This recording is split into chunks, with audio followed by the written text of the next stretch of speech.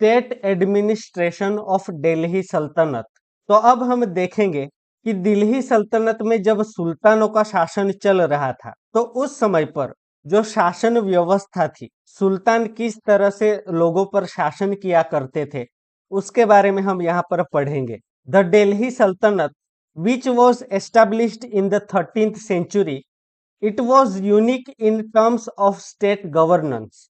तो दिल्ली सल्तनत जिनका शासन भारत में 13th सेंचुरी में हुआ करता था, अभी वर्तमान में देखो तो 21st सेंचुरी चल रही है, यानी कि हम बात कर रहे हैं आज से करीबन 700 या 800 साल पहले की।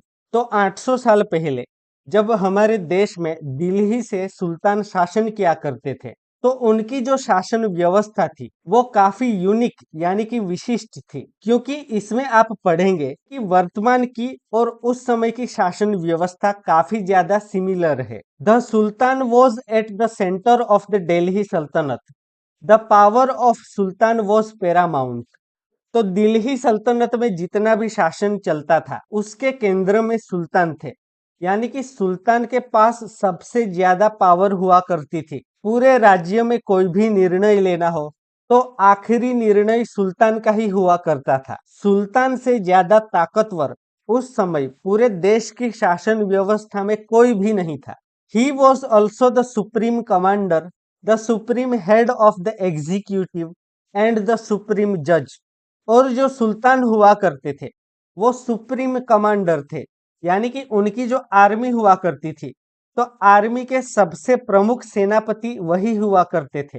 चाहे युद्ध जैसी परिस्थिति हो या आर्मी को कहीं पर युद्ध लड़ने के लिए जाना हो तो वो सिर्फ सुल्तान का सबसे सर्वोपरि आदेश फॉलो किया करते थे, यानी कि सुल्तान अपनी आर्मी को पूरी तरह से कंट्रोल करते थे।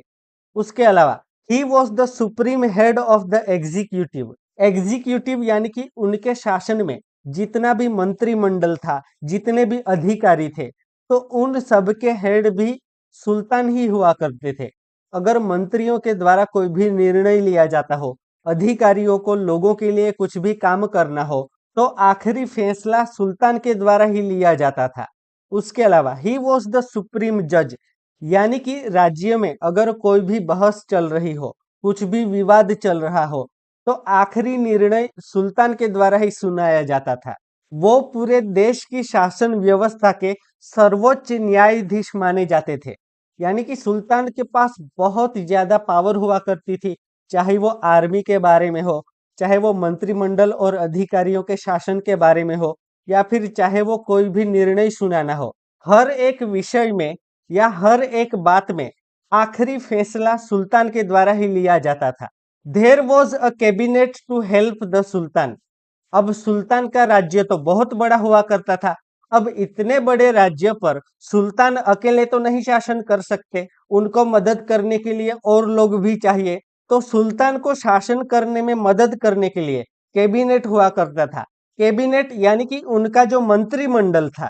Cabinet ministers and officials were appointed by the sultan himself.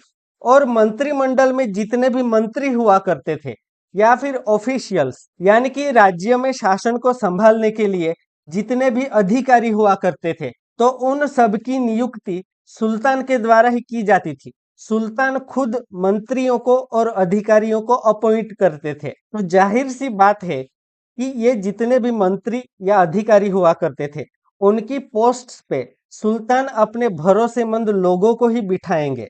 तो ओवरऑल देखा जाए तो दिल्ली सल्तनत की जो भी शासन व्यवस्था थी उसमें सुल्तान सबसे ज्यादा ताकतवर और सर्वोपरि हुआ करते थे।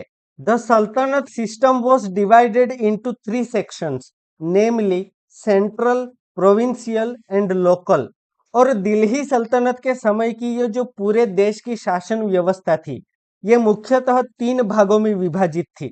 सेंट्रल यानी कि जो केंद्र में सत्ता होती है, जैसे वर्तमान में हमारा शासन केंद्र में दिल्ली से चलता है, उस समय पर भी सुल्तान का शासन दिल्ली से चला करता था। उसके अलावा प्रोविंशियल यानी कि जो प्रांत में या स्टेट्स में सत्ता चलती थी, और उसके अलावा है लोकल यानी कि जो स्थानिक लेवल पे या लोकल लेवल पे जो डिस्ट्रिक्ट्स, तालुका या विलेजेस में जिस तरह से शासन चला करता था। अब हम सबसे पहले सेंट्रल रूल के बारे में जानेंगे। Central rule, the cabinet was the chief after the sultan. तो जैसे कि दिल्ली सल्तनत की शासन व्यवस्था में सबसे सर्वोपरि, सबसे ताकतवर तो सुल्तान हुआ करते थे, लेकिन सुल्तान के बाद अगर सबसे ज्यादा सत्ता किसी के पास हुआ करती थी तो वो था कैबिनेट। कैबिनेट यानी कि जो सुल्तान का मंत्रिमंडल हुआ करता था। The Sultan's chief minister was called the Wazir, who was the head of the administration। और सुल्तान के जो प्रधानमंत्री थे, चीफ मिनिस्टर यानी कि जो सबसे प्रधानमंत्री हुआ करते थे, उनको वजीर कहा जाता था। और प्रधानमंत्री, वो जो पूरा मंत्रिमंडल था, उसके हेड हुआ करते थे। वर्तमान समय में भी हमारे देश में आप देखो, हमारे देश में जितना भी मंत्रिमंडल होता है, उनको प्रधानमंत्री के द्वारा ही लीड किया जाता है। तो दिल्ली सुल्तानों के समय पर भी हमें ऐसी ही व्यवस्था देखने को मिलती है। Besides this, the cabinet consisted of army, postal department, religious department, foreign affairs department, intelligence department etc.. उसके अलावा जो कैबिनेट था यानी कि जो मंत्रिमंडल था, उसमें कौन कौन से डिपार्टमेंट्स के लिए मंत्री हुआ करते थे? तो सबसे पहले आर्मी। जैसे वर्तमान में आप देखो तो हमारे देश में जैसे रक्षा विभाग है, जो डिफेंस मिनिस्टर हुआ करते हैं, उसी तरह उस समय पर भी आर्मी को संभालने के लिए एक डिपार्टमेंट, एक मंत्री हुआ करते थे, यानी कि एक सैन्य विभाग हुआ करता था। उसके अलावा है पोस्टल डिपार्टमेंट, यानी कि जो पत्र व्यवहार आज के समय में हम देखते हैं, हमें एक जगह से दूसरी जगह पर अगर पोस्ट के थ्रू कुछ भेजना है, उस समय पर भी इस तरह का जो राजा का जो आदेश हो या फिर राजा का जो संदेश हो, वो अगर एक जगह से दूसरी जगह पहुंचाना हो तो उसके लिए पोस्टल डिपार्टमेंट अलग से हुआ करता था। उसके अलावा है रिलीजियस डिपार्टमेंट। तो जो धार्मिक विभाग हुआ करता था, उन लोगों का काम क्या था कि जैसे सुल्तान जो थे वो इस्लाम धर्म को फॉलो करते थे, अगर उन्होंने अपने राज्य में शरिया कानून लागू किया है, जो कि इस्लामिक रिलीजन के हिसाब से जो आइडियल एक स्टेट होना चाहिए, तो उस तरह का नियम कानून वो लगाया करते थे। तो जो रिलीजियस डिपार्टमेंट था, वो इन बातों का पूरा ध्यान रखता था कि जो उनके नियम कानून है, जो भी अगर शरिया कानून लागू किया गया है, तो वो लोगों के द्वारा, राज्य में सबके द्वारा सही से फॉलो किया जा रहा है कि नहीं। उसके बाद है फॉरेन अफेयर्स डिपार्टमेंट, यानी कि जो विदेश विभाग हुआ करता था। अगर भारत देश में सुल्तानों का शासन था, तो हमारे देश के आसपास में और भी तो कंट्रीज है, वहां पर किसी और का शासन होगा। तो हो सकता है कि कई बार सुल्तान अपने राज्य में से राजदूतों को दूसरे देशों में भेजा करते थे। तो आस पड़ोस के और दूसरे देशों के साथ जितने भी संबंध थे, वो इस विदेश विभाग के द्वारा संभाले जाते थे। उसके अलावा हम इंटेलिजेंस डिपार्टमेंट देखें, तो इंटेलिजेंस डिपार्टमेंट यानी कि गुप्तचर विभाग। अब इंटेलिजेंस डिपार्टमेंट का काम क्या हुआ करता था कि वो लोग खुफिया तरीके से जानकारी इकट्ठा करते थे, और अगर सुल्तान पे या फिर देश पे अगर कोई भी खतरा मंडरा रहा हो, तो उसके बारे में ये लोग जानकारी इकट्ठा करते थे, या फिर वो जो खतरा होता था उसको टालने की कोशिश करते थे या फिर उसे खत्म करते थे। वर्तमान समय में भी आप हमारे देश में देखो तो जो रिसर्च एंड एनालिसिस विंग है यानी कि रो है, वो हमारे देश की बहुत ही फेमस इंटेलिजेंस एजेंसी है। तो ये जो खुफिया एजेंट्स होते हैं, ये लोग हमारे देश की सरकार पे या फिर देश पे अगर कुछ भी खतरा होता है, अगर कोई अटैक करने वाला होता है, तो इन सब चीजों के बारे में वो लोग पहले से ही खुफिया जानकारी प्राप्त कर लेते हैं, और वो जो खतरा होता है उसको टालने में इससे बहुत ज्यादा मदद मिलती है। थस मोर और less modern cabinet like arrangement was scene at that time. तो इस तरह से कुछ अंश में जो आधुनिक समय में हमारे देश में जो मंत्रिमंडल हम देखते हैं, कुछ उसी प्रकार की व्यवस्था हमें दिल्ली सल्तनत के समय में भी देखने को मिलती थी। प्रधानमंत्री भी वर्तमान समय में देखते हैं, जिनको उस समय पर वजीर कहा जाता था। और उसके बाद जो मंत्रिमंडल होता है, उसमें भी काफी सारे अलग अलग डिपार्टमेंट्स होते हैं। तो उसी तरह के मंत्रिमंडल के अलग अलग विभाग उस समय पर भी हुआ करते थे। तो वर्तमान समय में जो हमारे देश की शासन व्यवस्था है, और उस समय पर सुल्तानों के समय में जो दिल्ली सल्तनत में आज से करीबन 800 साल पहले हमारे देश में जो शासन चला करता था, यह दोनों समय की शासन व्यवस्थाएं काफी मायने में एक जैसी हमें देखने को मिलती हैं। हमें यहाँ पर एक इंफॉर्मेशन दी गई है। During the time of Alauddin Khilji, the postal system came into existence to fulfil government requirements. Runners carried royal messages and orders. The runners were in all the important centers of the state. In this way, it can be called the initial version of the current postal system. तो जैसे वर्तमान समय में हम हमारे देश में जो पोस्टल डिपार्टमेंट देखते हैं, जो डाक विभाग है, अगर हमें एक जगह से दूसरी जगह पर कोई संदेश भेजना है, वर्तमान में तो सोशल मीडिया का जमाना है, बाकी कुछ साल पहले आप देखो तो अगर एक जगह से दूसरी जगह अगर कुछ संदेश भिजवाना है तो पोस्ट का काफी ज्यादा यूज किया जाता था। तो अलाउद्दीन खिलजी के समय में हमें सबसे पहले देखने को मिलता है कि कुछ रनर्स हुआ करते थे। रनर्स यानी कि जो लोग एक जगह से दूसरी जगह दौड़ कर जाते थे। तो वो लोग रॉयल मैसेजेस, राजा का जो भी मैसेज होता था, जो भी संदेश होता था, या फिर ऑर्डर्स यानी कि सुल्तान का जो भी आदेश हुआ करता था, वो एक जगह से दूसरी जगह पहुंचाया करते थे। और हर एक जो इम्पोर्टेंट डिपार्टमेंट हुआ करता था, हर जगह पर इस तरह के जो रनर्स हुआ करते थे, यानी कि जो लोग एक जगह से दूसरी जगह दौड़कर संदेश लेकर जाते थे, वो लोग रहा करते थे। आज के समय भी आप देखो तो हमारे देश में जो पोस्टमैन होते हैं, वो घर घर जाकर जो पोस्ट्स होते हैं वो लोग पहुंचाते हैं। तो यहाँ पर कहना यह है कि आज के समय का जो पोस्टल सिस्टम है, उसी का एक तरह का जो शुरुआती वर्जन था, यानी कि उसकी सबसे पहली शुरुआत अलाउद्दीन खिलजी के समय में कुछ इस तरह से हुई थी। आगे हम देखते हैं प्रोविंशियल रूल के बारे में, यानी कि जो प्रांतीय शासन व्यवस्था हुआ करती थी। वर्तमान समय में जैसे हम हमारे देश में काफी सारे स्टेट्स देखते हैं, यानी कि काफी सारे राज्य हैं, तो कुछ उस तरह की शासन व्यवस्था दिल्ली सल्तनत के समय में प्रोविंशियल रूल में हुआ करती थी। प्रोविंशियल रूल ड्यूरिंग द सल्तनत, the province was divided into jagirs, which were called iktas. The head of the ikta was called iktadar or mukti, who was the head of the executive and the judiciary of the province. तो दिल्ली सल्तनत के समय काल के दौरान जो province यानी कि जो राज्य का जितना भी प्रदेश था, उसको जागीर्स में बांटा जाता था। जागीर यानी कि जो एक प्रदेश होता था, और उस प्रदेश को इक्ता भी कहा जाता था। इक्ता को आप ऐसे समझिए जैसे वर्तमान में हमारे देश में जो स्टेट्स हैं, जो अलग अलग साइज के हो सकते हैं। कोई स्टेट बड़ा हो सकता है, कोई स्टेट साइज में छोटा हो सकता है। तो उस समय पर भी पूरे राज्य के जितने भी प्रदेश थे, उनको छोटे बड़े इक्तास में बांटा गया था। यानी कि इस तरह के काफी सारे स्टेट्स हुआ करते थे। The head of the iqta was called iqtadar और मुक्ति, और उस इक्ता पे जो शासन करते थे उनको इक्तादार या मुक्ति कहा जाता था। इक्तादार मान लो जैसे आज के समय में हर एक स्टेट में जैसे गवर्नर्स हुआ करते हैं, यह जो इक्ता सिस्टम थी, यह सबसे पहले इल्तुतमिश के समय में शुरू की गई थी। और जो इक्तादार हुआ करते थे, वो यूजुअली जो मिलिट्री कमांडर्स हुआ करते थे वो हुआ करते थे। तो इक्तादार या मुक्ति ये पूरे स्टेट पे गवर्नर की तरह शासन किया करते थे। और पूरे राज्य में जो भी एग्जीक्यूटिव यानी कि जितने भी ऑफिसर्स, अधिकारी या जितने भी मंत्री हुआ करते थे, उसके अलावा जुडिशरी यानी कि राज्य का जो न्याय तंत्र हुआ करता था, उसके हेड इक्तादार हुआ करते थे। यानी कि पूरे राज्य की जिम्मेदारी और पूरे राज्य की सत्ता इक्तेदार के पास हुआ करती थी। तो ये काफी ज्यादा पावरफुल पोस्ट हुआ करती थी।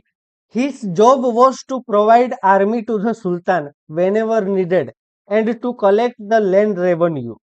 और इक्तेदार का काम क्या होता था कि सुल्तान को जब भी जरूरत पड़े तो वो लोग आर्मी प्रोवाइड करते थे। हर एक इक्तेदार अपने आप में जो कि एक मिलिट्री कमांडर हुआ करता था, तो उसके राज्य में उसकी अपनी आर्मी हुआ करती थी। वो काफी सारे सोल्जर्स को रखते थे अपने पास। और जब भी सुल्तान को युद्ध लड़ने जाना हो तो सुल्तान हर एक इक्तेदार को मैसेज पहुंचाते थे, और उसके बाद पूरे देश के जितने भी इक्तेदार होते थे वो अपनी आर्मी इकट्ठा करके सुल्तान को प्रोवाइड करते थे युद्ध में लड़ने जाने के लिए। और उसके अलावा ये जितने भी इक्तेदार थे, उनको राइट मिला हुआ था to collect the land revenue, यानी कि जो भू राजस्व जिसे हम कह सकते हैं, यानी कि किसान जो खेती करते थे तो एग्रीकल्चर पे, उसके अलावा किसानों की जमीन पे जो भी टैक्स वसूला जाता था वो इक्तेदार के द्वारा कलेक्ट किया जाता था। जितना भी टैक्स का पैसा जाता था वो सबसे पहले इक्तेदार लोगों के पास जाता था, क्योंकि पहले तो ये लोग अपने ही राज्य में अपनी आर्मी रखा करते थे। हर एक इक्तेदार के पास अपनी आर्मी थी। तो आर्मी रखोगे तो उनको खाना पीना चाहिए होगा, उनको सैलरीज देनी पड़ेगी। तो ये सारा खर्चा ये लोग कहाँ से निकालते थे? तो जितना भी लैंड रेवेन्यू वो लोग कलेक्ट करते थे एग्रीकल्चर से, यानी कि किसान जो खेती करते थे उस पे से, उसके अलावा जो किसानों के पास जितनी भी जमीन हुआ करती थी, उस जमाने में एग्रीकल्चर ही मेन सोर्स ऑफ इनकम था, main source of tax collection था। आज भी आप देखो तो हमारा देश खेती प्रधान देश कहा जाता है, क्योंकि सबसे ज्यादा लोग किसानी खेती करते हैं हमारे देश में। उस समय पर भी यही था। तो लैंड रेवेन्यू कलेक्ट करने का राइट इक्तेदार लोगों के पास था। वो लोग अपनी आर्मी का खर्चा निकालते थे। ऊपर से इक्तेदार लोगों को भी अलग से उसी में से सैलरीज भी दी जाती थी। और उस टैक्स का जो और हिस्सा होता था, रेवेन्यू का जो बाकी हिस्सा होता था, वो सुल्तान के पास जाया करता था। However, in the time of Alauddin Khilji and Muhammad Tughlaq, the central army was given importance and control over इक्तादार was established. तो इल्तुतमिश के समय से, जब से ये इक्ता सिस्टम शुरू हुआ था, तब से हर एक इक्तेदार के पास अपनी आर्मी हुआ करती थी। पर अलाउद्दीन खिलजी और मोहम्मद तुगलक, इन दोनों सुल्तानों के शासन के समय आप देखो तो सेंट्रल आर्मी को ज्यादा इंपॉर्टेंस दी गई थी। यानी कि जैसे कि पहले हम पढ़ चुके हैं कि मोहम्मद बिन तुगलक के समय तो हमारे देश में सबसे ज्यादा प्रदेशों में सुल्तान का शासन हुआ करता था। उसके अलावा अलाउद्दीन खिलजी ने भी काफी सारा राज्य विस्तार किया था। उसने कई सारे नए नए प्रदेश जीते थे। तो क्योंकि वो लोग सबसे ज्यादा समय युद्ध में रहते थे, तो उनको हमेशा एक आर्मी अपने साथ चाहिए थी। इसीलिए अलाउद्दीन खिलजी और मोहम्मद तुगलक, इन दोनों के समय में ऐसा था कि ये लोग अपने पास दिल्ली में एक स्टैंडिंग आर्मी रखा करते थे, जिसकी वजह से इक्तेदार लोगों के पास उस समय पर आर्मी नहीं हुआ करती थी। इन लोगों पे कंट्रोल करना किस लिए जरूरी था? क्योंकि वो लोग ज्यादा ताकतवर न हो जाए, वो लोग रेवेन्यू भी कलेक्ट करें, पैसा भी उनके पास आ रहा है, ऊपर से उनके पास अच्छी खासी आर्मी भी हुआ करती थी। अगर वो लोग ज्यादा ताकतवर हो गए तो वो लोग सुल्तान के खिलाफ विद्रोह भी कर सकते थे। तो अलाउद्दीन खिलजी और मोहम्मद तुगलक ने इन लोगों पर कैसे कंट्रोल एस्टेब्लिश किया?